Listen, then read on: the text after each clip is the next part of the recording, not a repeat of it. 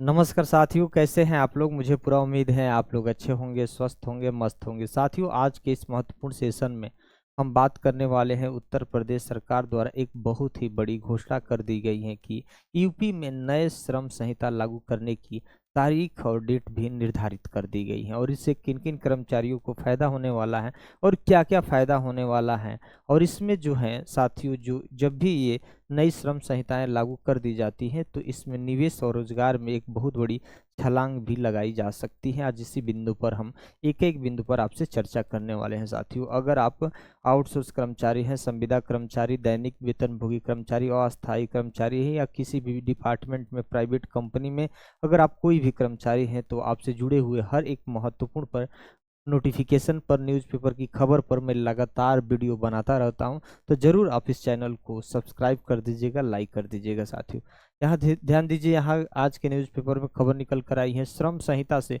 प्रदेश में निवेश और रोजगार में बड़ी छलांग लगाने की तैयारी कर रही है उत्तर प्रदेश सरकार ने।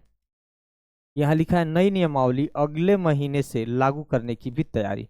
अब नई जो नियमावली है, उत्तर प्रदेश आउटसोर्स सेवा निगम लिमिटेड की जो स्थापना हुई थी, उसको अगले महीने धरातल पर लागू करने की भी तैयारी चल रही है। साथियों, यहाँ ध्यान दीजिए, और ये जैसे ही लागू हो जाता है तो निश्चित है पूरा सिस्टम ही बदल जाएगा। यानी जो सैलरी आप पाते थे उससे अधिक आप सैलरी पाएंगे। आपको जो भी सामाजिक सुरक्षाएं, पीएफ, ईएसआई वगैरह सब नहीं कटता था, वो सारी चीज़ें, फैसिलिटी आपको सब मिलेगा।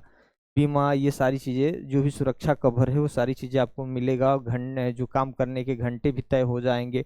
ओवर टाइम में आपको अच्छा खासा पेमेंट भी मिलेगा और काम करने के घंटे भी तय हो जाएंगे। इन सारी बिंदुओं से ये सारी फैसिलिटी आपको मिलने वाला है। यहाँ देखिए लिखा है कि नई नियमावली पर 6 मई तक दे सकते हैं। क्या है, सुझाव भी मांगा गया है कि कोई सुझाव है तो दीजिए। अगर सुझाव नहीं भी आता है तो इस नियमावली को हम लोग बहुत जल्द ही धरातल पर लागू करने वाले हैं।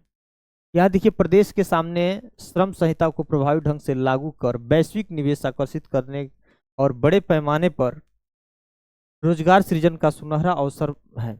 यानी जैसे ही इसको लागू कर दिया जाएगा तो जो वैश्विक इन्वेस्टमेंट है वो उत्तर प्रदेश में आएगा और इससे रोजगार के भी अवसर बढ़ेंगे। प्रदेश सरकार नई नियमावली की को अंतिम रूप देने जा रही है। यानी लंबा समय हो गया, हर एक कर्मचारी इंतजार कर रहे हैं इसको कब जमीन पर लागू किया जाएगा, तो उसका अंतिम रूप देने सरकार जा रही। पुराने जटिल नियमों की बजाय सरल और लचीले प्राविधान आने से उत्तर प्रदेश श्रम सुधारों का अग्रणी राज्य बन सकता है। मतलब जो भी उस समय जटिल जो नियम कानून थे श्रम संहिता से संबंधित, उनको बहुत अब सरल कर दिया गया है और सरल करके इसको बहुत जल्द ही धरातल पर लाया जा सकता है।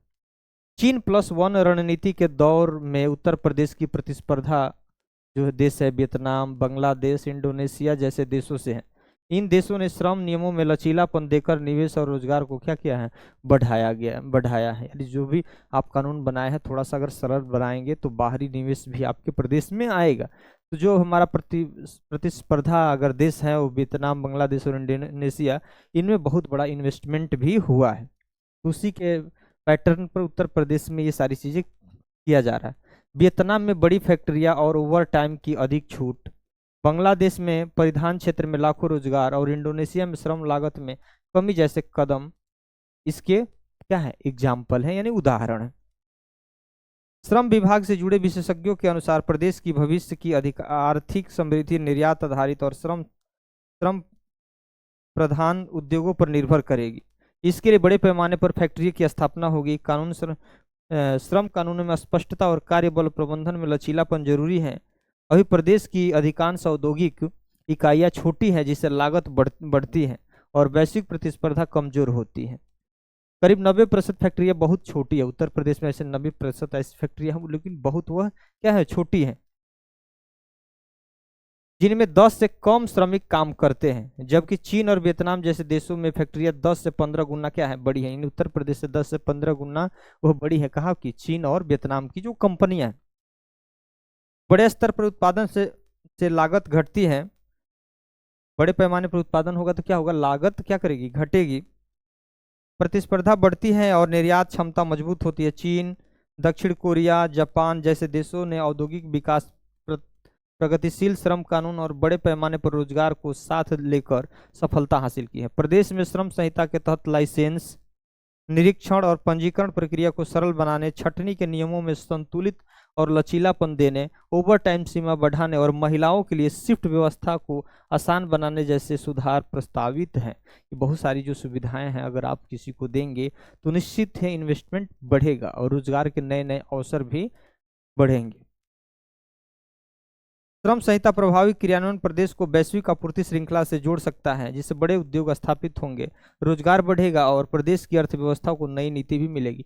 अगर हर तरह से सामाजिक सुरक्षाएं देंगे, महिलाओं लड़कियों को सुरक्षाएं देंगे, दिन और रात दोनों शिफ्ट में अगर काम कर सकती हैं तो निश्चित ही कंपनी फलेगी, बढ़ेगी, तो निश्चित है आपका इन्वेस्टमेंट भी बढ़ेगा और रोजगार के अवसर भी बढ़ेंगे।